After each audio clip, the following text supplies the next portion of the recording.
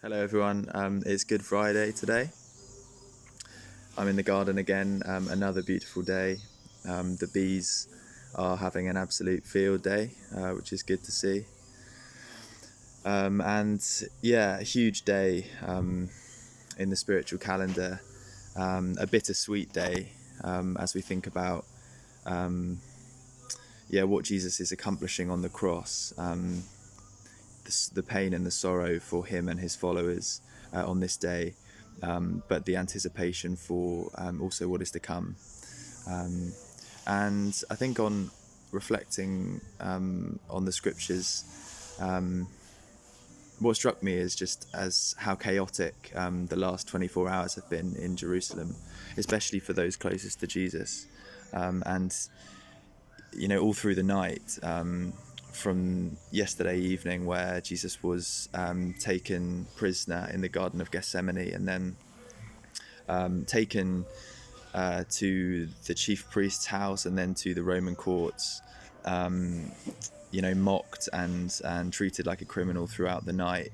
And his followers were sort of scattered, but probably following, or trying to at least follow, where he was being taken and what was going on. And then we have, in the morning, when the next day comes, what we think of as today, or Good Friday, Jesus being put on trial, and the Jewish authorities wanting Pilate to punish him for being a blasphemer. And things have escalated so quickly. Only 2 days ago, Jesus was attracting a great crowd through his teaching, and now very dramatically has been, things have got serious and not looking good for those who love and follow Jesus. And the other thing is, I noticed a real stark difference between the pride of the mob, basically the pride of the people who are calling for Jesus to be crucified, those who just cannot accept the message that he has, and in contrast, the small number of faithful people. Reading in Luke's gospel, he talks often of the women who follow Jesus, which is amazing actually, and their story is one of real humility. They were following Jesus behind, weeping, and Jesus turns to them, says, daughters of Jerusalem, don't weep for me, but weep for what's going to happen to this place, because of it lack of faith and rejection of me. And then again, when Jesus is actually crucified, there's a mention of the crowd who go away beating their breasts. It's a triumph for them. They've put to death the one who has a message that they cannot take, who's been a stumbling block for them. And yet, in contrast, the small number of faithful followers, the women who are following Jesus and his closest friends, who are, clearly deeply grieving, and it's a very tragic time to see, the one they love and the one they follow, going through such horrific treatment.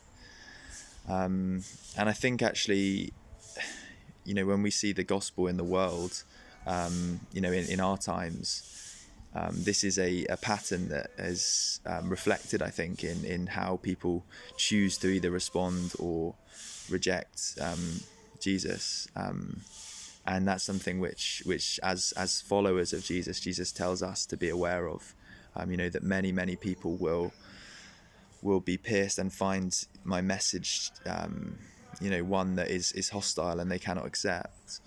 But there will be the faithful few who for whom it is life changing, and it brings a turnaround in circumstances and real transformation. The sun is high in the sky at the moment. It's coming up to 1 p.m. And so thinking back on that first Good Friday, it says that there was darkness over the land from the 6th hour to the 9th hour, which in our understanding is from midday to 3 p.m., which, given the climate in Israel, it was likely to pretty much always be sunny at this time of year. And so that must have been such a dramatic sign of what was going on, that for 3 hours there was darkness over the land, and then the curtain of the temple is torn in two at the hour when Jesus finally dies. So there's physically it's a lot of drama and a lot of just events that defy our understanding of science or common wisdom.